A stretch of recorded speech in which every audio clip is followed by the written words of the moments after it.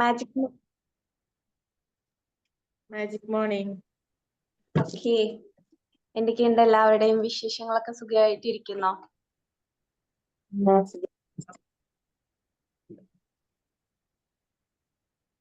ഇന്നെന്താ പ്രവീണ മാം മാത്രമേ ഉള്ളൂ ഇതില്?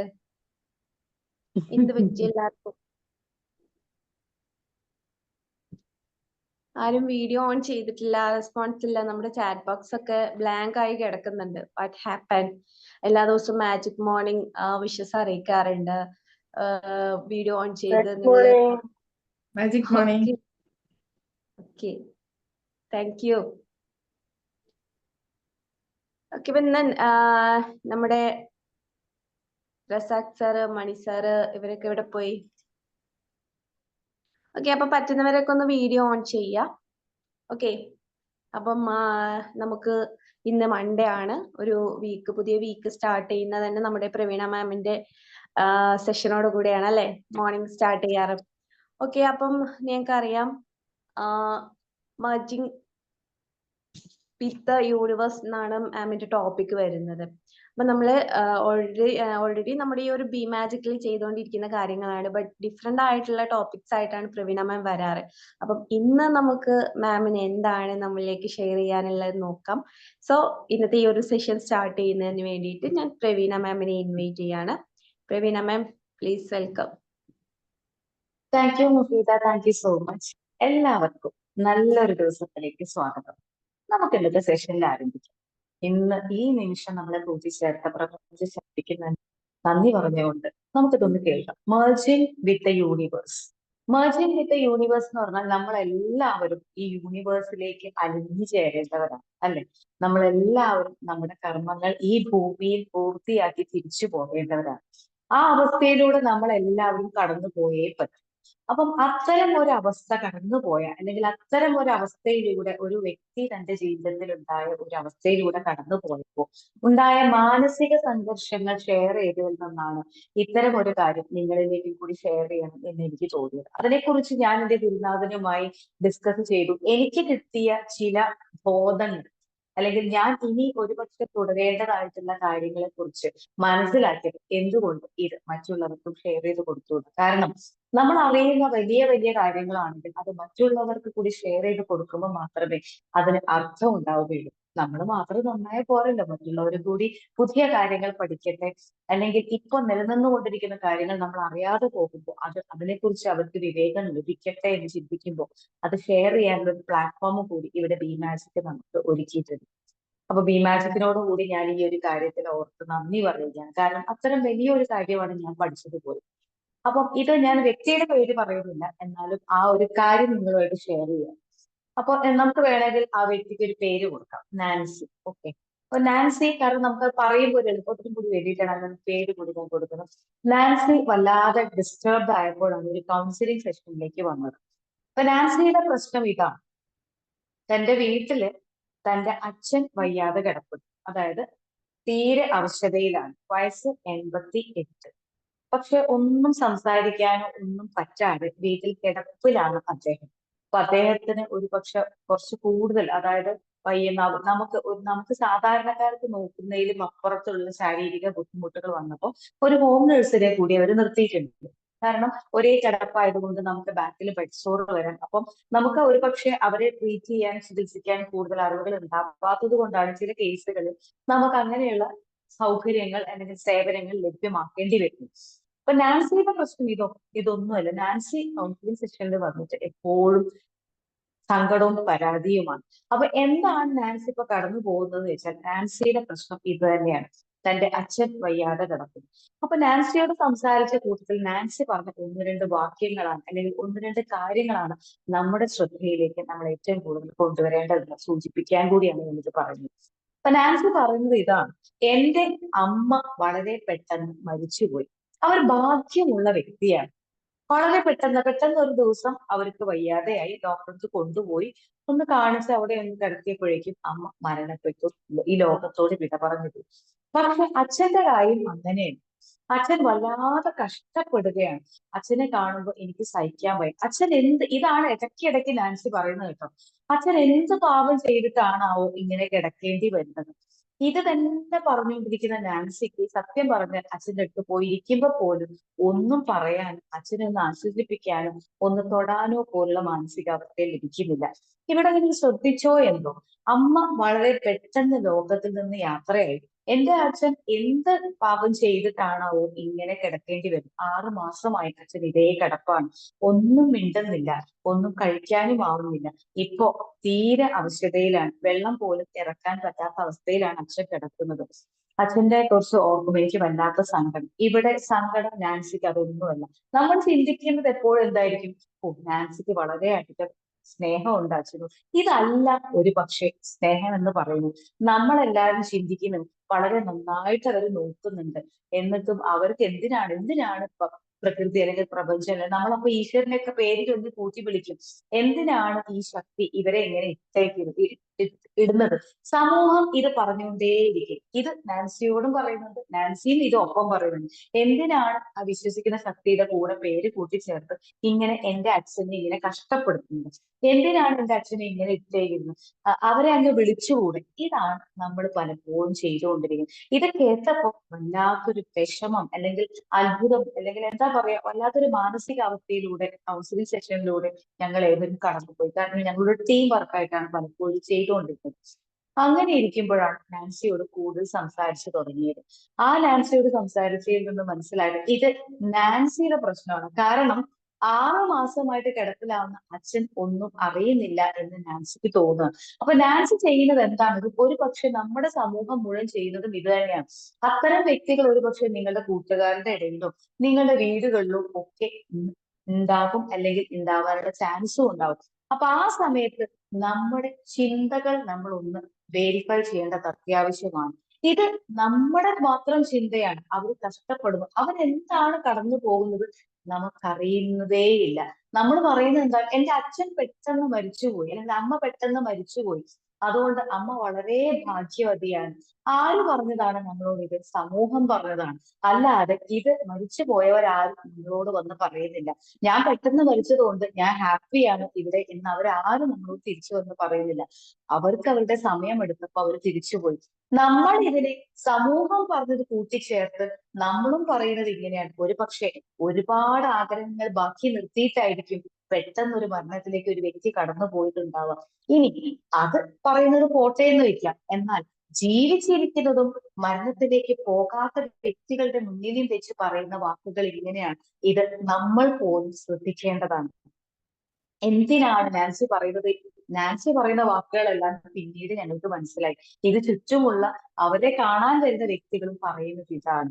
എന്തിനാണ് ഇവരെ ഇങ്ങനെ ഇട്ട് കഷ്ടപ്പെടുത്തുന്നത്? അപ്പോ ഈശ്വരനെ കൂടി പേര് ചെന്ന് കൂട്ടിച്ചേർത്ത് നമ്മളത് സംസാരിക്കും. നമ്മളോട് ആരും പറഞ്ഞിട്ടില്ല അവർ കഷ്ടപ്പെടുകയാണെന്ന്. അവരൊരു പക്ഷേ തിരിച്ചു പോകാൻ യൂണിവേഴ്സുമായിട്ട് കൂടിച്ചേരാൻ, മേർജിങ് വിത്ത് ദ യൂണിവേഴ്സ് എന്ന് പറയുന്നത് അതാണ്. ആ യൂണിവേഴ്സുമായിട്ട് ആ പ്രപഞ്ചവുമായി കൂടിച്ചേരാനുള്ള അവസരത്തിനായി കാത്തിരിക്കുകയായിരിക്കാം. ഒരു പക്ഷേ അവർക്ക് ഇനി ഒന്നും നമ്മളോട് സംസാരിക്കാനില്ല. അപ്പൊ അവർ സൈലൻസിലേക്ക് പോയി.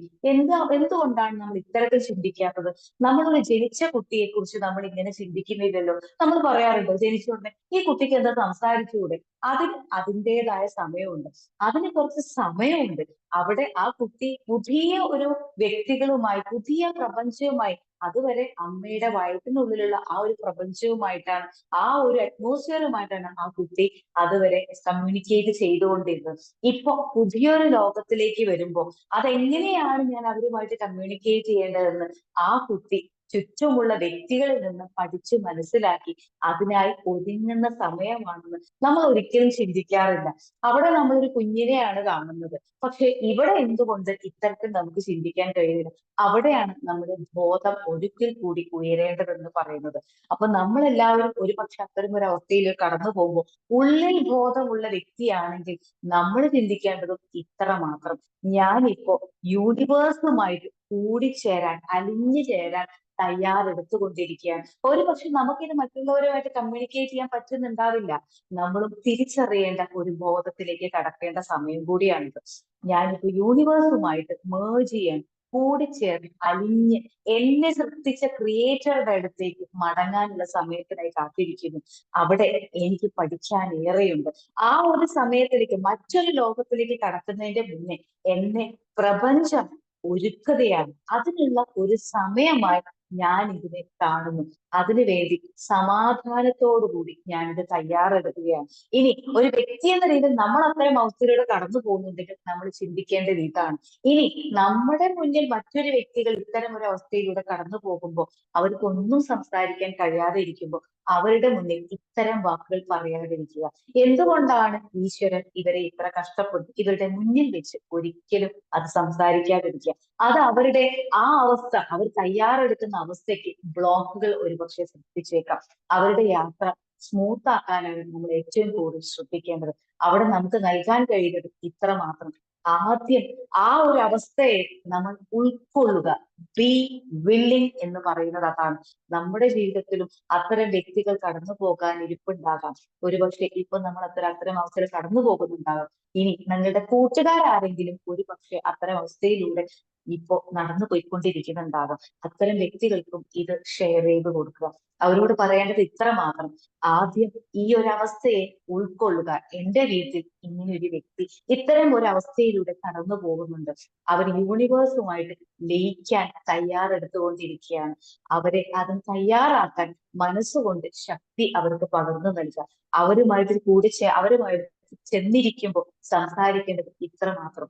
ഞാൻ എപ്പോഴും കൂടെയുണ്ട്. ഇനി ഒന്നും സംസാരിക്കാൻ നിങ്ങൾക്ക് സാധിച്ചില്ലെങ്കിൽ ഏറ്റവും വലിയ ലഹരി എന്ന് പറയുന്നത് എന്താണെന്ന് അറിയാമോ? സ്പർശനമാണ്. അതാവട്ടെ നമ്മുടെ കുടുംബങ്ങളിലുള്ള ലഹരികളൊക്കെ സ്പർശനമാണ്. നമുക്ക് ചെയ്യാവുന്നതും അത് മാത്രമാണെന്ന ഒരവസ്ഥയാണെങ്കിൽ അവരുമായി ചേർന്നിരുന്ന് അവരെ തൊട്ടുഴിഞ്ഞ് അവരുടെ കൈകൾ നമ്മുടെ ഉള്ളം കയ്യിൽ വെച്ച് അവരെ ഒന്ന് ആശ്വസിപ്പിക്കുക. ഞാൻ കൂടെയുണ്ട്. ഇത്ര കാലം എനിക്ക് നൽകിയ എല്ലാ അവസരങ്ങൾക്കും അനുഭവങ്ങൾക്കും നന്ദി. ഞാൻ എപ്പോഴും കൂടെയുണ്ട്. എനിക്ക് മനസ്സിലാവും. പ്രകൃതിയുമായി കൂടെ ചേർന്ന്, അതായത് വന്ന സ്ഥലത്തേക്ക് തിരിച്ചു പോകാൻ തയ്യാറെടുക്കുന്ന എന്റെ ആരാണെങ്കിലും അവരുമായി കൈകൾ കൂട്ടിച്ചേർത്ത് അവർക്ക് ആശ്വാസമാകുന്ന വാക്കുകൾ പറയുക. അവർക്ക് ഇഷ്ടമുള്ള വ്യക്തികൾ സാമീപ്യം കൊണ്ടുവരും. സാമീപ്യം അറിഞ്ഞ വ്യക്തികളെ കൊണ്ടുവരുമ്പോൾ സൂക്ഷിക്കണം. അവരും ഇത്തരം വാക്കുകൾ ഒരിക്കലും പറയാൻ, അവരുടെ മുന്നിൽ വെച്ച് പറയാൻ ഇടയാക്കരുത്. ഇതൊരു പക്ഷേ ഈ കൗൺസിലിംഗ് സെഷൻ ഒരു 3-4 മാസങ്ങൾക്ക് മുന്നേ കടന്നു പോയപ്പോൾ ഇത് എന്റെ ഒരു ജീവിതത്തിലും എന്റെ കൂട്ടുകാരിയുടെ ജീവിതത്തിലും എനിക്കിത് കണ്ടെത്താനായി. അവർ പറഞ്ഞുകൊണ്ടിരിക്കുന്നത് ഇത് തന്നെയാണ്. എന്തിനാണ് ഇങ്ങനെ പെട്ടെന്ന് മരിക്കുന്നവരെല്ലാവരും വളരെ ഹാപ്പി ആയിട്ടുള്ള ആൾക്കാരായിരിക്കും എന്നൊക്കെ പറഞ്ഞ് സമൂഹം അടിച്ചേൽപ്പിക്കുന്ന കാര്യമാണ്. അവരും ഒരുപാട് സ്വപ്നങ്ങൾ ബാക്കിയാക്കിയിട്ടാണ് അവർ കടന്നു പോകുന്നത്. അവരൊരിക്കലും ആഗ്രഹിച്ചിട്ടായിരിക്കില്ല ചിലപ്പോൾ കടന്നു പോകുന്നത്. അതുകൊണ്ട് നമുക്കറിയാത്ത കാര്യങ്ങളെ കുറിച്ച് കൂടുതൽ സംസാരിക്കാതിരിക്കുക എന്ന് ഒന്നാമത്തെ കാര്യം. രണ്ടാമത്തെ കാര്യം എന്ന് പറയുന്നത് കടന്നു പോകുന്ന അവസ്ഥ എന്താണ് അതിനെ പൂർണ്ണമായി ഉൾക്കൊള്ളുക. Be willing what you are going through. അത് വലിയൊരു അവസ്ഥയാണ്. ഇപ്പൊ എന്റെ വീട്ടിൽ ഇങ്ങനൊരു അവസ്ഥ ഉണ്ടെങ്കിൽ ഞാൻ അതിനെ പൂർണ്ണമായും ഉൾക്കൊള്ളുന്നു. ഒരു പക്ഷെ ക്രിയേറ്ററിലേക്ക് പോകാൻ തയ്യാറെടുത്തുകൊണ്ടിരിക്കുന്ന ആ വ്യക്തിയെ ഞാൻ കൈപിടിച്ചു കൊടുക്കാൻ സഹായിക്കും. അതിലൂടെ നടക്കാൻ അവരെ ഞാൻ സഹായിക്കും. അവർക്ക് അതിന് മാനസിക ധൈര്യം കൊടുക്കാൻ, അവരെ അതിനെ നടത്തിക്കൊണ്ടു പോകാൻ ഒരു ധൈര്യവും കോൺഫിഡൻസും ഒക്കെ നൽകാൻ നമ്മുടെ ഒരു സ്പർശനം കൊണ്ട് ചിലപ്പോൾ നമുക്കത് സാധ്യമാകും. അത്തരത്തിൽ കാര്യങ്ങൾ നമ്മൾ ഉൾക്കൊള്ളുമ്പോൾ ആ അവസ്ഥയിലൂടെ കടന്നു പോകുന്ന വ്യക്തികൾക്ക് ഒരു സാന്ത്വനമാകാൻ നമുക്ക് സാധിക്കും. തീർച്ചയാണ്. ഇനിയും ഒരു പക്ഷേ നിങ്ങളുടെ മുന്നിൽ ഇത്തരം വ്യക്തികൾ കടന്നു പോകുന്നുണ്ടാകാം. അവർക്ക് നൽകേണ്ടത് ഇത്ര മാത്രം. അവരുമായിട്ട് അവർ കേൾക്കുന്നുണ്ടോ എന്നൊന്നും നമ്മൾ ചിന്തിക്കേണ്ട കാര്യമില്ല. നമ്മൾ അവരുടെ മുന്നിൽ പോയിരുന്നത് കരയുക കൂടി ചെയ്യും. കരഞ്ഞ് പറയുന്ന പദം പറച്ചിൽ പക്ഷെ ഇത്തരം കാര്യങ്ങൾ മറ്റുള്ളവർ കേൾക്കുമ്പോൾ ചിന്തിക്കുന്ന എന്താണെന്നറിയോ? ഓ, ഇവരെത്ര സ്നേഹത്തോട് കൂടിയിട്ടാണ് അവരെ നിർത്തുന്നത്. ഇത് സ്നേഹമല്ലെന്ന് നമ്മൾ തിരിച്ചറിയേണ്ടിയിരിക്കുന്നു. ഇത്തരം വാക്കുകളൊന്നും സ്നേഹത്തിൽ കൂടിയല്ല നമ്മൾ ചെയ്തുകൊണ്ടിരിക്കുന്നത്. നമ്മുടെ ഉള്ളിലുള്ള ബുദ്ധിമുട്ടുകളാണ് നമ്മൾ എണ്ണം പറഞ്ഞ് അവരുടെ മുന്നിൽ വീട്ട് കരയുന്നത്. ഒരു പക്ഷെ തിരിച്ചു പോകാനുള്ള സമയമായി എന്ന് നമ്മൾ തിരിച്ചറിയുമ്പോൾ അതിലേക്ക് നടത്താൻ കൈ പിടിച്ച് അവരെ നടത്തിക്കൊണ്ടുപോകുക. കുഞ്ഞുങ്ങളെ എങ്ങനെയാണ് നമ്മൾ നടക്കാൻ പഠിപ്പിക്കുന്നത്, അതേപോലെ അവർ കടക്കാൻ പോകുന്ന മറ്റൊരു അവസ്ഥയിലേക്ക് കടന്നു പോകാൻ, അവരെ കൈകൾ കൂട്ടിച്ചേർത്ത് സ്പർശനത്തിലൂടെ നടന്നു പോകാനുള്ള ധൈര്യം കരുത്തും അവർക്ക് നൽകുക. അത് അവരുടെ ഉൾബോധത്തിൽ ഏറെ കരുത്തുകൾ പറയും നൽകുക മാത്രമേ. എങ്ങനെയാണ് ഈ കരുത്തുകൾ നൽകുക എന്ന് ചോദിച്ചാൽ ചിലപ്പോൾ അവർക്ക് കേൾക്കാൻ കഴിയുന്നുണ്ടാവില്ല. പക്ഷെ നമ്മൾ പറയുന്ന വാക്കുകൾ ഏറ്റവും നല്ല വാക്കുകളാകുമ്പോൾ അതൊരു നല്ല വൈബ്രേഷനായി അവരുടെ ശരീരത്തിലും അവരുടെ ചെവികളിലൂടെയും അവരുടെ സ്പർശനത്തിലൂടെയും ഒക്കെ അവർക്ക് എക്സ്പീരിയൻസ് ചെയ്യാൻ സാധിക്കും എന്ന് സയന്റിഫിക് ആയിട്ട് തിയറി പ്രൂവ് ചെയ്ത് തുടങ്ങിയിട്ടുണ്ട്. അല്ലെങ്കിൽ അവർക്ക് അത് തിരിച്ചറിയാൻ കഴിയും എന്ന് സയൻസ് പ്രൂവ് ചെയ്തിട്ടുമുണ്ട്. അപ്പോൾ ഇത്തരം വ്യക്തികളുടെ മുന്നിൽ കൂടെ ഇരിക്കുമ്പോൾ ഇനി ഒന്നും ചെയ്യാൻ കഴിഞ്ഞില്ലെന്ന് വെക്കുക, നമുക്ക് പറയാനോ അവരെ സാന്ത്വനിപ്പിക്കാനോ തൊടാനോ പറ്റിയില്ലെങ്കിലും കൂടിയിട്ട് അവരുടെ മുന്നിലിരുന്ന് ഈശ്വരനോട് പ്രാർത്ഥിക്കുക, പ്രപഞ്ചത്തിനോട് പ്രാർത്ഥിക്കുക. അവര് കടന്നു പോകുന്ന അവസ്ഥയിൽ അവർക്ക് എല്ലാ ധൈര്യവും മാനസികവും ശാരീരികവും ആത്മീയവുമായിട്ടുള്ള ധൈര്യവും കരുത്തും നൽകി അവരെ മുന്നോട്ട് നിർത്തണമേ എന്ന് നമുക്ക് അവരുടെ മുന്നിലിരുന്ന് പ്രാർത്ഥിക്കാം. അവരുടെ കൈകൾ കൂട്ടിച്ചേർത്ത് ഞാൻ നിന്നോടുകൂടെ എന്ന് ഈശ്വരൻ പറയുന്നത് പോലെ നമുക്കും പറയാം, ഈ ഒരു അവസ്ഥയിലൂടെ കടന്നു പോകാൻ ഞാൻ കൂട്ടിനുണ്ട്, എന്റെ പ്രാർത്ഥനകൾ എപ്പോഴും നിങ്ങളോടൊപ്പമുണ്ട് എന്ന് പറഞ്ഞ് നമുക്കൊന്ന് നമ്മുടെ നല്ല വൈബ്രേഷൻ ആ മുറിയിലും ചുറ്റുവട്ടത്തും നൽകാനായാൽ നമുക്ക് അവരിലുള്ള ചലനങ്ങളെ കുറിച്ച് കൂടുതൽ ബോധവാനാക്കാൻ പറ്റും. അത് തിരിച്ചറിയാൻ പറ്റും. ആദ്യം വേണ്ടത് ഇത്ര മാത്രം, ഒരു കമ്പാഷനോട് കൂടി, ഒരു ദയാവായ്പോട് കൂടി, വല്ലാരോട് ഇഷ്ടത്തോടു കൂടി കടന്നു പോകുന്ന ആ അവസ്ഥയെ ഉൾക്കൊള്ളുക. ഒരു പക്ഷെ നമ്മൾ തിരിച്ചറിയേണ്ടത് ഇതാണ്, നമ്മളും ഒരു പക്ഷെ ഏത് രീതിയിലാണ് യൂണിവേഴ്സുമായിട്ട് ലയിച്ചു ചേരുന്നത് എന്ന് നമുക്ക് മനസ്സിലാക്കാൻ നമുക്ക് ഇപ്പൊ പറ്റില്ല. പക്ഷെ അത്തരമൊരു അവസ്ഥയിലൂടെ കടന്നു പോകുമ്പോൾ നമ്മുടെ ഉള്ളിൽ ഒരു ബോധമുണ്ട്. ആ ബോധത്തിലേക്ക് നമ്മൾ പറഞ്ഞ് പഠിപ്പിക്കുക, ഞാനും ഈ ലോകവുമായി വന്ന ലോകത്തിലേക്ക് എന്റെ ക്രിയേറ്ററുടെ അടുത്തേക്ക് തിരിച്ചു പോകേണ്ട ഒരു അവസ്ഥയിലൂടെ കടന്നു പോയ വ്യക്തിയാണ്. ആ അവസ്ഥയിലൂടെ കടന്നു പോകാൻ ശാരീരികവും മാനസികവുമായിട്ടുള്ള ധൈര്യം എനിക്ക് നൽകണമെന്ന്, ആ ഒരു അവസ്ഥയിലൂടെ കടന്നു പോകാൻ എനിക്ക് എല്ലാ അനുഗ്രഹങ്ങളും നൽകി എന്നെ മുന്നോട്ട് നയിക്കണമെന്ന് എന്ന് കൂടി ഓർക്കുക. അത്തരം വ്യക്തികളുടെ മുന്നിലെത്തുമ്പോൾ അവർക്ക് വേണ്ടി പ്രാർത്ഥിക്കുക, അവരെ സ്പർശിച്ച് അവർ നമ്മുടെ ഏറ്റവും നല്ല ചിന്തകൾ നമ്മുടെ സ്പർശനത്തിലൂടെ നമ്മുടെ വാക്കുകളിലൂടെ അവർക്ക് പകർന്നു നൽകുക. അവർക്ക് അത് തിരിച്ചറിയാൻ കഴിയും. കടന്നു പോകുന്ന വഴി ധൈര്യപൂർവ്വം മുന്നോട്ട് നീങ്ങാൻ അവർക്കത് ഏറെ കരുത്തും ഊർജവും നൽകും എന്നുള്ളത് കൂടി തീർച്ചയാണ്. ഇത് പറഞ്ഞതിന് ശേഷം നാൻസി വല്ലാതെ ശാന്തയാകും. പിന്നെ നാൻസി എത്ര മാസങ്ങൾ കിടന്നു എന്നൊന്നും നാൻസി ചിന്തിക്കുകയുണ്ടാവില്ല.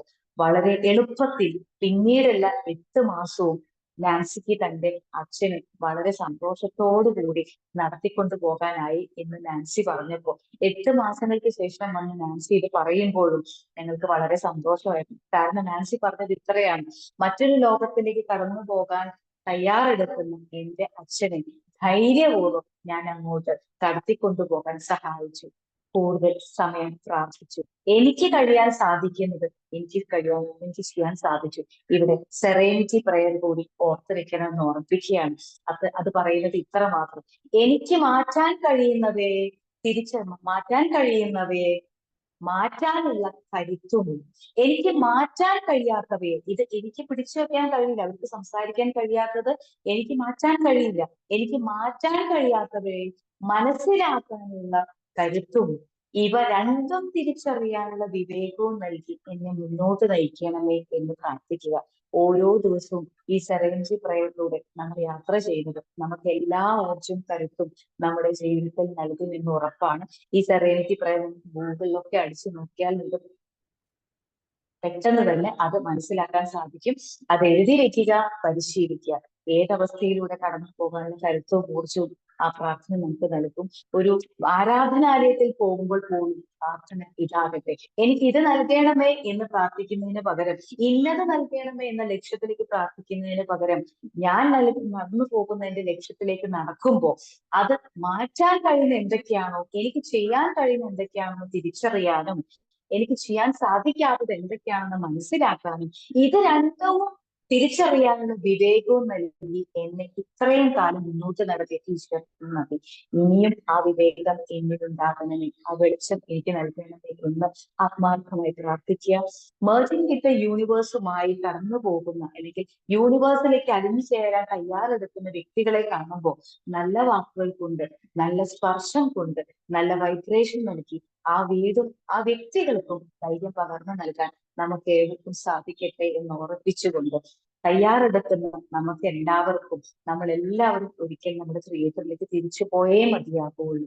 ആ യാത്ര ഏറ്റവും കരുത്തോടെ എനിക്ക് സ്വീകരിക്കാൻ സാധിക്കട്ടെ എന്ന് പ്രാർത്ഥിക്കുക. അതിനായി തയ്യാറെടുത്തുകൊണ്ടേയിരിക്കുക എന്ന് ഓർമ്മപ്പെടുത്തിക്കൊണ്ട് ഇത്തരം അവസരങ്ങളിലൂടെ കടന്നു പോകുമ്പോൾ ചിന്തിക്കേണ്ടത് ഒരു വിവേകത്തോടു കൂടിയാകുമ്പോൾ നമുക്കും മറ്റുള്ളവരെ മനസ്സിലാക്കാനും നമ്മൾ കടന്നു പോകുന്ന വഴിയെ എളുപ്പമുള്ളതാക്കാനും സാധിക്കും.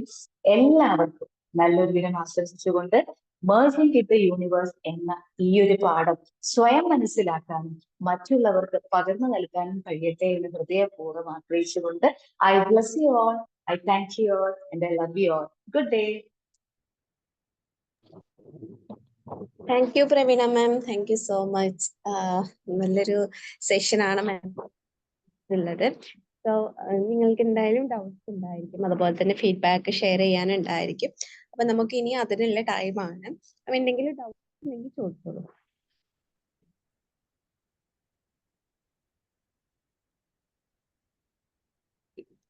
ആർക്കും ഡൗട്ട് ഇല്ല? ഹലോ, ഓക്കെ, പ്രീത മാം. ഗുഡ് മോർണിംഗ് പ്രവീണ മാം. ഗുഡ് മോർണിംഗ് മാം, വളരെ നല്ലൊരു സെക്ഷൻ, എനിക്ക് വളരെയധികം ഇഷ്ടമായി. കാരണം മാമിനോട് സംസാരിച്ച ഒരു വ്യക്തിയെ മാം ഒരു കഥയുടെ രൂപത്തിൽ ഞങ്ങളുടെ മുന്നിൽ അവതരിപ്പിച്ചു. പക്ഷെ മാം പറഞ്ഞ ഈ ക്ലാസ് ഞാൻ സത്യം പറഞ്ഞ ഇതിന് മുന്നിൽ മാറിയിട്ടില്ല. അത്രയധികം നമുക്ക് ശരിക്കും മൈൻഡിലേക്ക് പതിയുന്ന കുറെ കാര്യങ്ങളാണ്. നമ്മളെല്ലാവരും ചിന്തിച്ചു പോകുന്ന അല്ലെങ്കിൽ നമ്മളെല്ലാവരും ചെയ്തുകൊണ്ടിരിക്കുന്ന കാര്യങ്ങളാണ് മാം പറഞ്ഞത്. അതായത് നമുക്ക് അവർക്ക് ആശ്വാസം പകരാൻ കഴിഞ്ഞില്ലെങ്കിലും നമ്മുടെ ഒരു സ്പർശം കൊണ്ട്, അതായത് നമ്മൾ അത്രയും ഇതായി കിടക്കുന്ന, ക്രിട്ടിക്കലായി കിടക്കുന്ന ഒരു വ്യക്തിക്ക് കയ്യിലൊന്ന് അമർത്തി പിടിച്ചാൽ ആ ഒരു സ്പർശം അവര് ഭയങ്കരമായിട്ട് അവർക്ക് ആ ഒരു പോസിറ്റീവ് ആയിട്ടുള്ള ഒരു വൈബ് കിട്ടുന്നുള്ളത് ഷുവറാണ്. പിന്നെ ഒരു കാര്യം ഞാൻ പറയാൻ ആഗ്രഹിക്കുകയാണ്. അതായത് എൻ്റെ ഒരു ഫ്രണ്ട് ഉണ്ട്, സുനിത എന്നാണ് പേര്. ഇവിടെ ട്രിവാൻഡ്രം RCCയിലായിരുന്നു. കുട്ടിക്ക് ഇങ്ങനെ ക്യാൻസർ പേഷ്യന്റ് ആണ് ഉണ്ടായിരുന്നത്. അപ്പോൾ അവിടുന്ന് ഞങ്ങൾ ഇവിടുന്നൊക്കെ എല്ലാവരും ഇതാണെന്ന് അറിഞ്ഞപ്പോ മജ്ജയിലായിരുന്നു ആ കുട്ടിക്ക് ഉണ്ടായിരുന്നത്. പക്ഷെ ഡോക്ടർ 4th സ്റ്റേജ് ആയിട്ടുണ്ടായിരുന്നു. അങ്ങനെ അത്രയും ക്രിറ്റിക്കൽ ആയിട്ടുള്ള ഒരു അവസ്ഥയിലൂടെ ആ കുട്ടി കടന്നു പോയിണ്ടായിരുന്നു. അപ്പൊ ഇവിടെയും മൊത്തം നാടന്നെ അത്രയും സ്തംഭിച്ച് നിൽക്കുന്ന ഒരു സമയം ഉണ്ടായിരുന്നു. അങ്ങനെ അതിനൊക്കെ തരണം ചെയ്ത് ആ കുട്ടി ജീവിതത്തിലേക്ക് ഇപ്പൊ തിരിച്ചു വന്ന് സുഖമായിരിക്കണം. അത്രയും നല്ല ഹാപ്പി ആയിട്ട് ഇപ്പൊ ഒരു ഷോപ്പിൽ നിൽക്കുന്നുണ്ട്, ഒരു ഫ്രൂട്ട്സിന്റെ ഒരു ഷോപ്പിൽ നിൽക്കുന്നുണ്ട്. അപ്പൊ അതിനുശേഷം പിന്നെ ആ കുട്ടീനെ ഞാൻ കാണുന്നത് ഇവിടെ ഒരു ഉത്സവം ഉണ്ടായിരുന്നു. അപ്പൊ അതിന് ആ ഭാഗത്ത് വെച്ചിട്ടാണ് കാണുന്നത്. അപ്പൊ നമ്മളിങ്ങനെ സംസാരിക്കുന്നതിന്റെ ഇടയിൽ നമ്മൾ അങ്ങോട്ട് ചോദിച്ചിട്ടല്ല, നമ്മൾ അവിടെ ചോദിക്കുന്നത് ഈ അസുഖത്തിന്റെ കാര്യങ്ങളെ അല്ല, ആളുടെ മക്കളുടെ കാര്യങ്ങളോ അല്ലെങ്കിൽ അവളുടെ കാര്യങ്ങളൊക്കെ ഇങ്ങനെ സംസാരിക്കുന്നതിന്റെ ഇടയിൽ പറഞ്ഞു, ചേച്ചി ഞാൻ ഒരുപാട് ഇതിന്ന് കടന്നു വന്നൊരു വ്യക്തിയാണ് എന്നൊക്കെ ഇങ്ങനെ പറഞ്ഞു വന്നപ്പോ പറയാണ്, എനിക്ക് അവിടെ RCCയിൽ നിൽക്കുന്ന സമയത്ത് ഒരുപാട് മോട്ടിവേഷൻസ് ഡോക്ടേഴ്സ് ഒക്കെ അവർക്ക് അങ്ങനെ പ്രത്യേകമായിട്ടുണ്ടല്ലോ, കൗൺസിലിംഗ് ഒക്കെ ഉണ്ട്. അപ്പൊ അത് അങ്ങനെ അവിടുന്ന് നമ്മൾ അത്രയും പോസിറ്റീവായിട്ട് നമ്മൾ നാട്ടിലേക്ക് ഇത് മാറിയിട്ട് തിരിച്ചു വന്നാലാണ് നമ്മൾ കറക്റ്റ് ആയിട്ട് നമുക്കത് മനസ്സിലാവും. അതായത് അവിടുന്ന് നമ്മൾ അത്രയും പോസിറ്റീവായിട്ട് വരുന്നു. പക്ഷെ നമ്മുടെ സമൂഹത്തിൽ, നമ്മുടെ വീടിന് ചുറ്റുഭാഗത്തുള്ള ആളുകൾ ആ വ്യക്തിയെ അല്ല ആ കുട്ടിയെ പറഞ്ഞിട്ടുള്ളത്, അയ്യോ ഇതിന്ന് തിരിച്ചു വന്നതല്ലേ, ശ്രദ്ധിക്കണം കേട്ടോ, ആ ഒരൊറ്റ വാക്കാണ് അവൾ കേൾക്കുന്നത്. അപ്പൊ അവൾ പറയാ, എന്താ വെച്ചാൽ നമ്മുടെ മൈൻഡ് അതിന്ന് റിക്കവർ ആയി വരുമ്പോഴും നമ്മുടെ സമൂഹത്തിലുള്ള ആളുകളാണ്. അപ്പൊ മാം പറഞ്ഞ വാക്കുകൾ എനിക്ക് ശരിക്കും ഓർമ്മ വന്നു. അപ്പൊ നമ്മൾ അവർക്ക് പോസിറ്റീവ് ആയിട്ടുള്ള കാര്യങ്ങൾ നമ്മുടെ ബി മാജിക്കിന്റെ ഈ ഒരു കമ്മ്യൂണിറ്റി നമുക്ക് അങ്ങനെ പറയാൻ കഴിയില്ല. പക്ഷെ ആ കുട്ടി പറഞ്ഞ വാക്കുകളാണ് നമ്മുടെ നാട്ടിലുള്ള ആൾക്കാരുടെ വാക്കുകൾ കേട്ടിട്ട് അത് കഴിഞ്ഞിട്ട് പിന്നെ വീടിനടുത്ത് തന്നെ വേറൊരു പയ്യനും ഇതേ സെയിം തന്നെ. അപ്പൊ ഈ കുട്ടീനെ നോക്കി അതേ ഡോക്ടറെ അടുത്തേക്കാണ് അവരും പോകുന്നത്. അപ്പൊ ഇപ്പൊ ഇവിടുന്ന് വീടിന്റെ അടുത്തുനിന്ന് പോയി ആ പയ്യനെ കൊണ്ടുപോയപ്പോ പറയാണ്, സുനിത നിങ്ങളുടെ വീടിന്റെ അവിടെയുള്ള കുട്ടിയല്ലേ? അപ്പൊ അതേന്നൊക്കെ ഇങ്ങനെ പറഞ്ഞു. ഇങ്ങനെ പാർട്ടിക്കാരനെ കൊണ്ടുപോയത്. അപ്പൊ പറയാണ് മിറാക്കിൾ ലേഡിയാണ് ആ കുട്ടീന്ന്. എന്ന് വെച്ചാൽ അത്രയും ഡോക്ടേഴ്സ് കൈ ഒഴിഞ്ഞൊരു കേസാണ്, മിറാക്കിൾ ലേഡിയാണ് എന്നുള്ളത്. അപ്പൊ അവള് വന്നിട്ട് ഈ കുട്ടീനെ ആശ്വസിപ്പിക്കുകയാണ്, ഇവിടുന്ന് പോയി ആ പയ്യനെ ആശ്വസിപ്പിക്കുകയാണ് വന്നിട്ട്, നീ മറ്റുള്ള ആളുകളുടെ വാക്കുകളൊന്നും കേൾക്കണ്ട, നീ അവിടെ കിടക്കുമ്പോൾ നിനക്ക് മാത്രം നമുക്ക് നമ്മളെ ഉള്ളൂ എന്നുള്ളത് മാത്രം ചിന്തിച്ചിട്ട് പോസിറ്റീവായിട്ട് തന്നെ ഇരുന്നോ, അത് നമ്മൾ വിജയിക്കും. അല്ലാതെ നമ്മൾ തളർന്നു പോയിട്ടുണ്ടെങ്കിൽ നമുക്ക് ഒരിക്കലും ഇതിൽ നിന്ന് തിരിച്ചു വരാൻ പറ്റില്ല എന്നൊക്കെ ആള് പോസിറ്റീവായിട്ടുള്ള കാര്യങ്ങൾ പറഞ്ഞിട്ടുണ്ട്. മാം പറഞ്ഞ കാര്യങ്ങളെ എനിക്ക് വല്ലാതെ കൊണ്ട് ഞാൻ ഈ കുട്ടിയിലൂടെ ഇങ്ങനെ മാം പറയുന്ന ഓരോ വാക്കുകൾ ആ കുട്ടിയിലൂടെ ഞാൻ ഇങ്ങനെ എടുത്തെടുത്ത് കാണിരുന്നു. Okay ma'am, thank you so much. നല്ലൊരു class. Okay, thank you Preetha. Preetha പറഞ്ഞത് കേട്ടത് സമൂഹം പറയാതെ തിരിച്ച് ശ്രദ്ധിക്കണം കേട്ടോ. അപ്പൊ ശ്രദ്ധിക്കണം കേട്ടോ എന്നിട്ട് നമ്മൾ എന്താ പറയുന്നതെന്ന് അറിയോ? നമ്മളത് ഇഷ്ടം കൊണ്ട് പറഞ്ഞതല്ലേ, ആ കുട്ടി കൂടുതൽ ശ്രദ്ധിക്കാൻ വേണ്ടി പറയുന്നതല്ല. അല്ല, നമ്മുടെ ഉള്ളിലുള്ള ഭയമാണ്. ശ്രദ്ധിക്കണം കേട്ടോ. കാരണം ഇനിയും അത് വരാൻ നമ്മളുള്ള ഭയം, നമ്മൾ അത്തരം വാക്കുകൾ കൊണ്ടാണ് നമ്മൾ സ്നേഹമായിട്ട് പ്രകടിപ്പിക്കുന്നത്. എന്നിട്ട് നമ്മൾ പറയുന്നത് നമ്മൾ സ്നേഹം കൊണ്ട് പറഞ്ഞതാണ് ആ കുട്ടി ശ്രദ്ധിക്കുന്നത്. ഇത് ഇത്രയും അവസ്ഥയിൽ കൂടെ കടന്നുപോയ വ്യക്തിക്ക് അറിയാൻ എന്തൊക്കെയാണ് ചെയ്യേണ്ടത്. അപ്പൊ നമ്മൾ അവരെ കണ്ട് നമുക്ക് ഒന്നും പറയാൻ തോന്നിയില്ലെങ്കിലും ഒന്ന് ചിരിക്കുക, ഒന്നും പറയാൻ കഴിഞ്ഞൊന്ന് ചിരിക്കുക. ഇത് പറഞ്ഞതുപോലെ അവരുടെ കൈയൊന്ന് ചേർത്ത് പിടിച്ചിട്ട് ഗ്രേറ്റ് എന്ന് വേണമെങ്കിൽ പറയാം. നമുക്ക് അത് വേണമെങ്കിൽ പറയാം. നിങ്ങളുടെ മനസ്സിന്റെ പഠിക്കേണ്ടതാണ്. അപ്പൊ ഇതൊക്കെ കേൾക്കുമ്പോൾ എന്താണെന്ന് അറിയാം, അവർ കുറച്ചും കൂടി ഭയങ്കര ശക്തിയുള്ളവരായിട്ട് മാറും. അപ്പൊ അതാണ് അതിന്റെ ഒരുപാട് നമ്മൾ പറയുന്നത് സ്നേഹം കൊണ്ടാണെന്നുള്ളൊരു തോന്നലുണ്ടെങ്കിലും നമ്മൾ പറയുന്ന വാക്കുകൾ മറ്റുള്ളവർക്ക് ഏത് രീതിയിൽ ഫീൽ ചെയ്യുന്നതും കൂടി ഓർത്തിട്ട് നമ്മൾ സംസാരിക്കാൻ. Thank you so much. എനിക്ക് തോന്നുന്നു കൃഷ്ണമൂർത്തി സാർ എന്തോ പറയാൻ വന്നിരുന്നു. ഇവിടെ ഉണ്ടെങ്കിൽ ഒന്ന് ഷെയർ ചെയ്തത് നന്നായിരുന്നു. Thank you Preetha ma'am. Krishnamurthy sir. Hello sir, കേൾക്കാവോ? Yes ma'am, yes. വളരെ നന്നായിരുന്നു. അത് പെട്ടെന്ന് ലൈൻ കട്ടായത് കൊണ്ട് ഞാൻ പിന്നെ അതിനെ ഡിസ്കണക്ട് ചെയ്തത്. നല്ലൊരു ടോപ്പിക് ആയിരുന്നു. ഇതുവരെ അധികം കേൾക്കാത്തൊരു പുതിയൊരു ടോപ്പിക്കും ആയിരുന്നു. താങ്ക് യു മാം.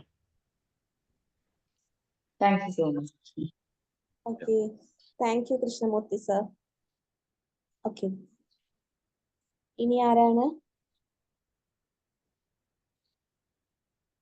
ഒരുപാടായി ഫീഡ്ബാക്ക് ഒക്കെ പറഞ്ഞിട്ടുണ്ട്. കേൾക്കണ്ട? Good morning.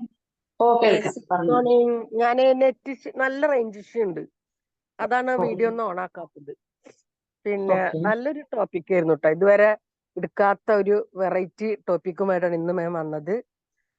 സത്യം പറഞ്ഞ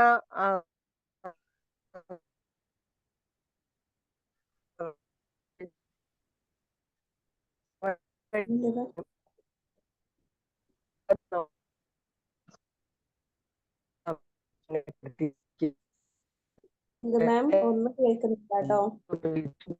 ബ്രേക്ക് ആവുന്നുണ്ട്. എവിടെയെങ്കിലും നടക്കുകയാണോ? അല്ല, അവിടെ റേഞ്ച് ഇഷ്യൂ ഉണ്ട്.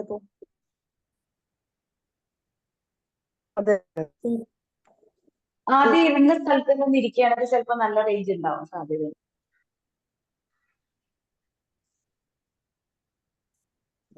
ഹലോ സിന്ധുമേ, കേൾക്കാവോ?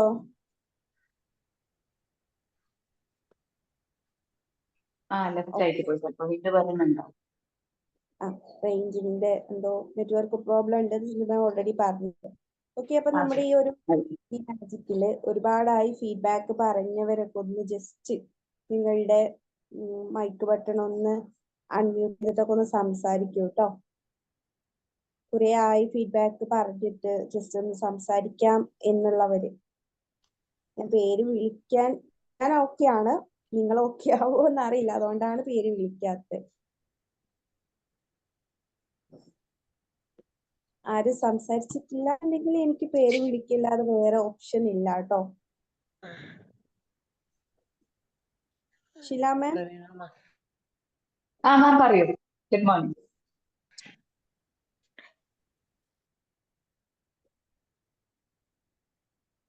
ഹലോ മാം, എന്നോടായിരുന്നോ? Okay, hello, good morning. Good morning. മാമിന്റെ ക്ലാസ് നമ്മളെ വളരെ ആഴത്തിൽ സ്പർശിക്കുന്ന ഒരു ക്ലാസ് ആയിരുന്നു. കാരണം ജീവിതത്തിൽ ആ ഒരു നിമിഷങ്ങളിലൂടെയൊക്കെ കടന്നു പോയിട്ടുള്ള വ്യക്തികൾക്ക് നന്നായിട്ട് അറിയാൻ സാധിക്കും അതിന്റെ ഒരു ഇമ്പോർട്ടൻസ് എന്താണെന്ന്. നമ്മളൊക്കെ നമ്മുടെ ഒരു വേണ്ടപ്പെട്ടവരോ അല്ലെങ്കിൽ ഈവൻ അച്ഛനും അമ്മയൊക്കെ ആണെങ്കിൽ പോലും കൂടെ ഹോസ്പിറ്റലിലൊക്കെ കിടക്കുവാണെങ്കിൽ അതിന്റെ അടുത്തുള്ളവർ ജസ്റ്റ്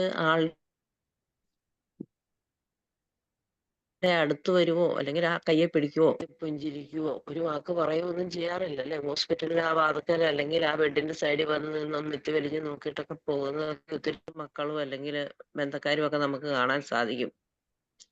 അപ്പം ആ കിടക്കുന്ന വ്യക്തിക്ക് എത്രമാത്രം വേദനയുണ്ട് അല്ലെങ്കിൽ എന്താണെന്നൊന്നും അവർക്ക് ആഴത്തിൽ അത് മനസ്സിലാക്കാൻ സാധിക്കില്ല.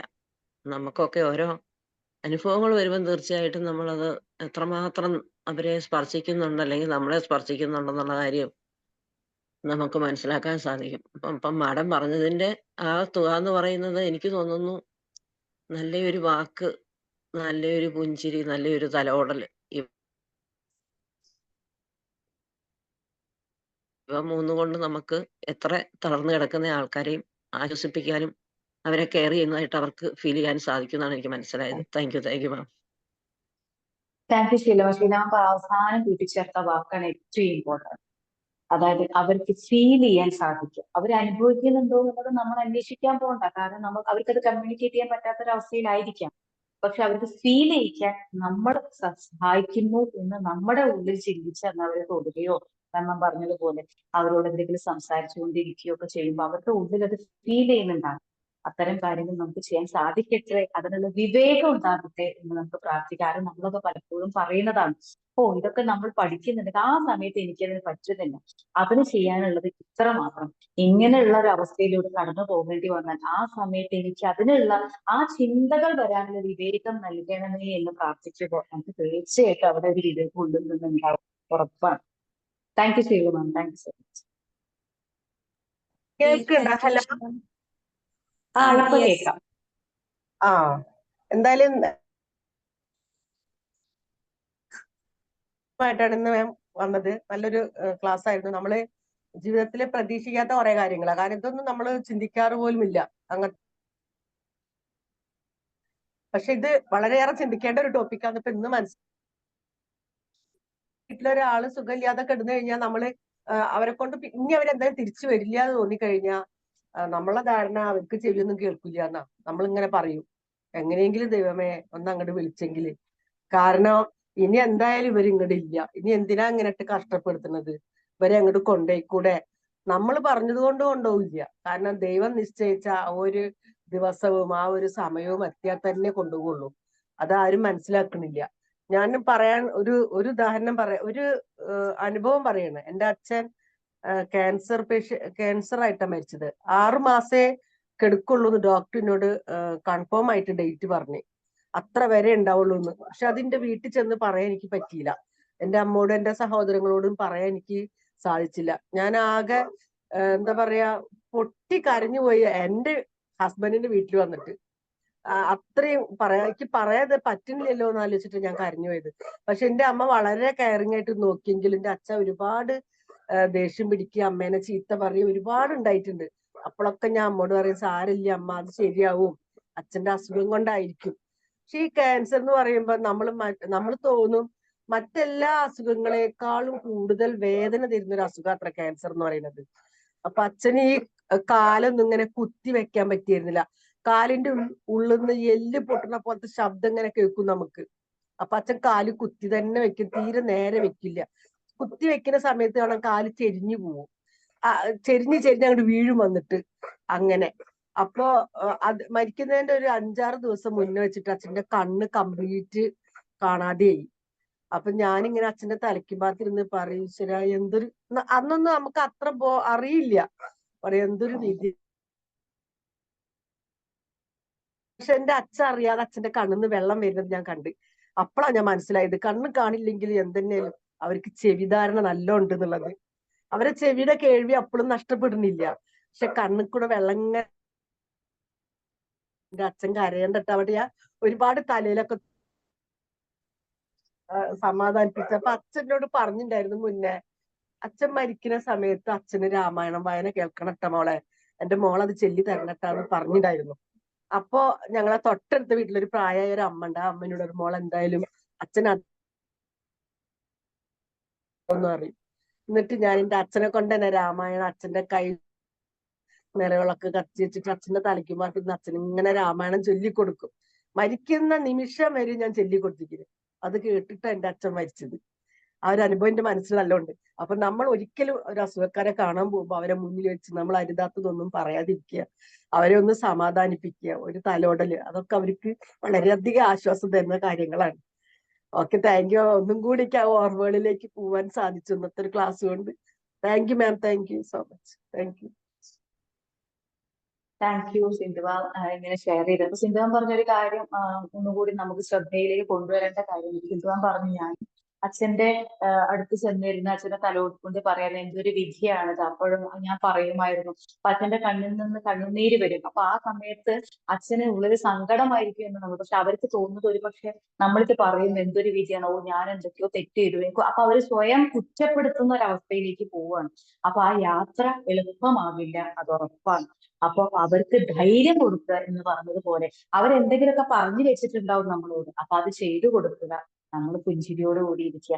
ഇത്തിരി പ്രയാസമാണെന്ന് അറിയാം, നമ്മളത് പരിശീലിച്ചേ പറ്റൂ. ആദ്യം നമ്മളിലേക്ക് തിരിഞ്ഞു നോക്കി നമ്മളെ സാന്ത്വനിപ്പിക്കാനും നമ്മൾ എന്തവസ്ഥയിൽ വന്നാലും നമ്മളെ കുറ്റപ്പെടുത്താതിരിക്കാനും അതിൽ നിന്ന് പഠിച്ചു മുന്നേറാനും നമുക്ക് സാധിച്ചാൽ നമുക്കും ആ യാത്ര എളുപ്പമാവും. ഒപ്പം നമ്മുടെ മുന്നിലൊക്കെ വ്യക്തികൾ ഉണ്ടാകുമ്പോൾ അത്തരം യാത്ര സുഗമമാക്കാനും നമുക്ക് സാധിക്കും. നമുക്ക് എല്ലാവർക്കും അതിനെക്കുറിച്ച് ഒരു ബോധം ഉണ്ടാവുന്നത് അത്തരത്തിലൂടെയുള്ള ക്ലാസ്സുകളിലൂടെ ആയിരിക്കും.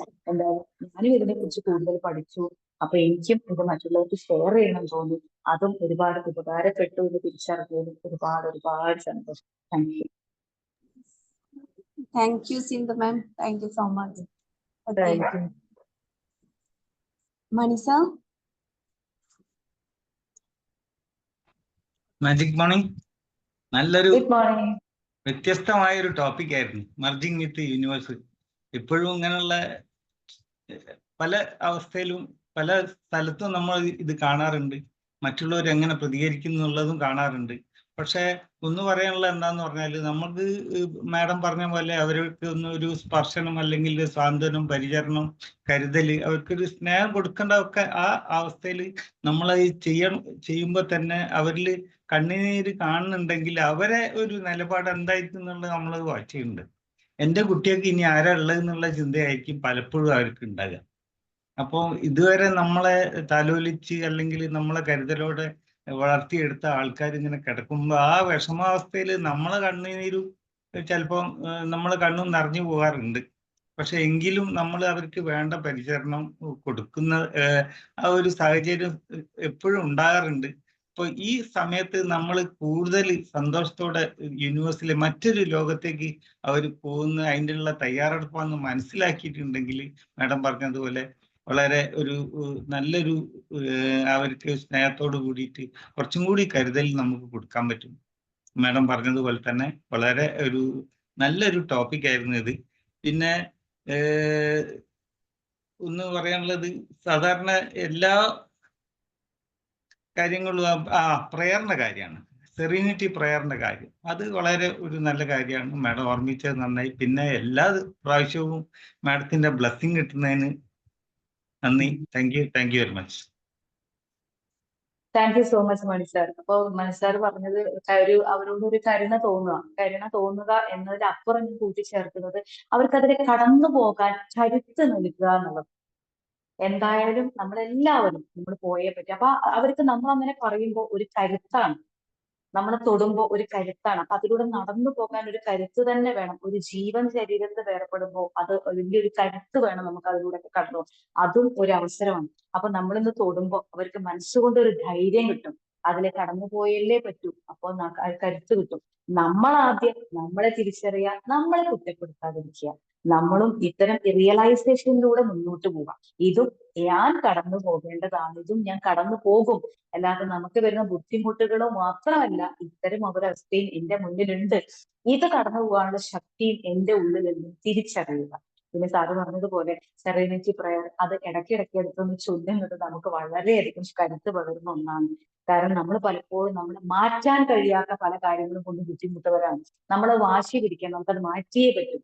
പക്ഷെ അത് അങ്ങനെ മാറ്റാൻ കഴിയാത്തതാണെങ്കിൽ നമുക്കത് സ്വീകരിക്കാൻ, ഇത് ഇങ്ങനെയാണ്, അത് ആക്സെപ്റ്റ് ചെയ്യാൻ പറ്റണമേ. ഇത് തമ്മിലുള്ള വ്യത്യാസം തിരിച്ചറിയാനുള്ള വിവേകം എനിക്ക് നൽകി എന്നെ മുന്നോട്ട് നയിക്കണമേ എന്ന പ്രാർത്ഥന കൊടുക്കുമ്പോ ഇതുവരെ നടത്തിയതിന് നന്ദി പറയുക, പിന്നെ നടത്തിക്കൊണ്ട് പോകുന്നതിന് വഴിയൊരുക്കണമേ എന്ന് പ്രാർത്ഥിക്കുകയും ചെയ്യും. രണ്ടും ഒരിക്കൽ കൂടി എല്ലാവരും ഓർമ്മപ്പെടുത്തിയതിന് താങ്ക് യു മനസ്സിൽ. Thank you Mani sir, thank you so much. Okay, അപ്പം എനിക്ക് തോന്നുന്നു ഓൾമോസ്റ്റ് ഫീഡ്ബാക്ക് ഒക്കെ പറഞ്ഞിട്ടുണ്ട്. അപ്പൊ ഇനി മാക്സിമം നിങ്ങൾ എന്ത് ചെയ്യുക, പേര് വിളിക്കാതെ തന്നെ ഫീഡ്ബാക്ക് പറയാൻ മുന്നോട്ട് വരാൻ റെഡി ആവുക. അപ്പൊ സിന്ധു മാം പറഞ്ഞ പോലെ ഒരു നിങ്ങളുടെ ലൈഫിൽ നിന്നുള്ള ഒരു കാര്യം കൂടെ, ഒരു എക്സ്പീരിയൻസ് കൂടെ ഇതിൽ ഷെയർ ചെയ്യുമ്പം അതെന്താ വെച്ചാൽ കൂടെ യൂസ്ഫുൾ ആയിരിക്കും. ഓക്കെ, അപ്പൊ അങ്ങനെ ഷെയർ ചെയ്യാൻ പറ്റുന്നവരുണ്ടെങ്കിൽ നിങ്ങൾ ഷെയർ ചെയ്യാൻ മുന്നോട്ട് വരിക. അപ്പം മാം ഇന്ന് നമുക്ക് എന്താ ഇനി വൈൻഡപ്പ് ചെയ്യാം അല്ലെ? ഓക്കെ ഓക്കെ, അപ്പം ഇന്നത്തെ ഈ ഒരു സെഷൻ നല്ലൊരു സെഷൻ തന്നെയായിരുന്നു. സോ ഈ ഒരു സെഷനായിട്ട് ഒരു കാര്യം കൂടി പറയട്ടെ മോളെ, ഒരു കാര്യം കൂടി പറയട്ടെ. ചെറിയൊരു കാര്യം കൂടി. എന്റെ അച്ഛൻ ഞങ്ങൾക്ക് ഭയങ്കര പേടി സ്വപ്നമായിരുന്നു. ഞാൻ ഒരിക്കൽ പറയണ്ടായിട്ടുണ്ട് എന്റെ ലൈഫ് സ്റ്റോറി പറയണേല്. കള്ളുടിച്ച് വന്നിട്ടൊക്കെ നല്ല പ്രശ്നങ്ങൾ വീട്ടിലുണ്ടാക്കുന്ന ഒരാളായിരുന്നു.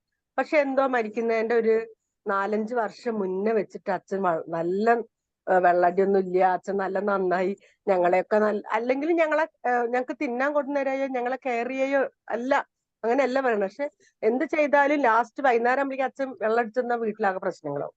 അപ്പൊ ഈ പകല് മുഴുവൻ തിന്നാൻ തന്നതിന് ഒരു കാര്യമില്ലാത്ത പോലെയാണ് വൈകുന്നേരം ആകുമ്പോഴേക്കും.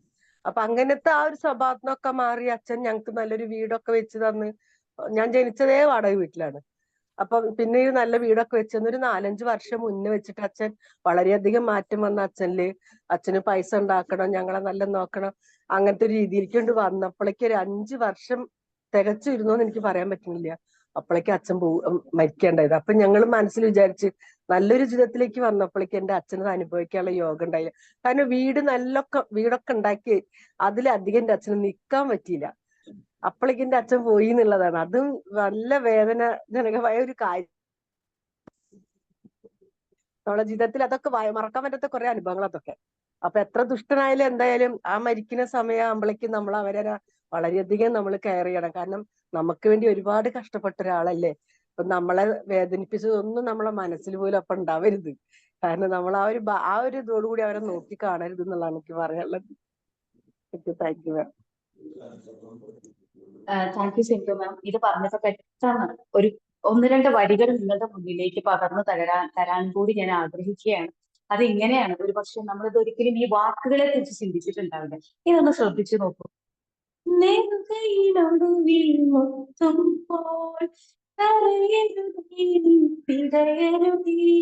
മൃതിതൻ പടികൾ കയറുമ്പോൾ പ്രാർത്ഥനയാൽ സ്മൃതികളിലെന്നെ ചേർക്കണമേ ഒരു പിടിമണ്ണിൽ പൊതിയുമ്പോൾ. ആ വാക്കുകൾ നിങ്ങൾ ശ്രദ്ധിച്ചോ? ഞാൻ കടന്നു പോകുമ്പോൾ എനിക്ക് വേണ്ടി നിങ്ങൾ പ്രാർത്ഥിക്കണമേ എന്നാണ് പറയുന്നത്. ഒടുവിലെ യാത്രയ്ക്കായി പ്രിയജനമേ ഞാൻ പോകുന്നു, മെഴുതിരിയേന്തും മാലാഖ മരണത്തിൽ വന്നെത്തി. ഇടയ്ക്ക് അതിന്റെ വാക്കുകളെ നമ്മളൊന്ന് ഓർക്കാൻ നല്ലതായിരിക്കും. അവർക്ക് വേണ്ടി പ്രാർത്ഥിക്കുക. നമുക്കൊക്കെ ഒരുപാട് ചെയ്യാൻ സാധിക്കുന്നത് മാത്രമാണ് മറ്റൊരു ലോകത്തേക്ക് ധൈര്യപൂർവ്വം അവർക്ക് നടന്നു പോകാൻ കഴിയണമേ എന്ന് കൂടി പ്രാർത്ഥിക്കുക. നന്ദി. Thank okay okay fine. അപ്പോ again thank you Sindhu ma'am. So നമുക്ക് ഇനി വൈൻഡപ്പ് ചെയ്യാം. പ്രവീണ മാമിന്റെ പാട്ട് സൂപ്പർ ആയിരുന്നു കേട്ടോ മാം. അർത്ഥമുള്ള പാട്ടാണ്. ഇപ്പൊ നമുക്ക് കേട്ടിരിക്കാൻ തോന്നും. അപ്പം അടുത്ത ക്ലാസ്സിൽ നല്ലൊരു പാട്ടായിട്ട് മാം വരുന്നു പ്രതീക്ഷിക്കുന്നു. നല്ലൊരു പാട്ട്, ഒരു 2-3 വരി അല്ലേ? എല്ലാവർക്കും ഇല്ലേ ഈ ഒരു റിക്വസ്റ്റ്? എനിക്ക് മാത്രാണോ? എന്തായാലും പാടണം, നല്ല രസമുള്ള പാട്ടായിരുന്നു. അതെ, ഓക്കെ. അപ്പൊ ഞാൻ പറഞ്ഞ വാക്കുകളെ കുറിച്ച് ആരും ഒക്കെ മറന്നുപോയെന്ന് എനിക്ക് തോന്നുന്നത്. അത് ശരിക്കും പറയാം, വാക്കുകളെ അല്ല, നല്ല വരികളാണ്. ധാരാവാഹികളെ കുറിച്ച് തീർച്ചയായിട്ടും എനിക്ക് സാധിക്കുന്ന അവസരങ്ങളിലെല്ലാം ഞാൻ ചെയ്യുന്നത് എനിക്ക് സന്തോഷമേ ഉള്ളൂ. പക്ഷെ ആ പ്രാർത്ഥന എപ്പോഴും ഓർക്കുക. നമുക്ക് അങ്ങനെയുള്ള വാർത്തകൾ കേൾക്കുമ്പോൾ പ്രാർത്ഥിക്കുക. നമ്മൾ പേപ്പർ നോക്കുമ്പോൾ നമ്മൾ കാണും. അപ്പൊ നമ്മൾ അയ്യോ അവര് പോയോ എന്നതിന് പകരം അവർക്ക് മറ്റൊരു ലോകത്തേക്ക് നടന്നു പോകാനുള്ള കരുത്ത് പകർന്നു നൽകാൻ സാധിക്കണമേ എന്ന് ഞാനും പഠിച്ചുകൊണ്ടിരിക്കുകയാണ്. നമുക്ക് എല്ലാവർക്കും പഠിച്ചുകൊണ്ട് അങ്ങനെ പ്രാർത്ഥനകളിലേക്ക് നമുക്ക് മുന്നോട്ട്. Thank you. ഓക്കെ, അപ്പൊ നമുക്ക് ഇനി വൈൻഡപ്പിലേക്ക് പോവാം. സോ ഇന്ന് നല്ലൊരു സെഷൻ ആയിട്ട് നിങ്ങൾ നമ്മുടെ മുന്നിൽ എത്തിയിട്ടുള്ള പ്രവീണ മാമിനും അതുപോലെ തന്നെ ഇതിൽ പങ്കെടുത്ത എല്ലാ മെമ്പേഴ്സിനും ഫീഡ്ബാക്ക് പറഞ്ഞിട്ടുള്ള മെമ്പേഴ്സിനും thank you all. Thank you so much. Have a nice day. Bye all. Thank you Praveena ma'am. Thank you, ma'am. Thank you, Praveen ma'am. Thank you, ma'am.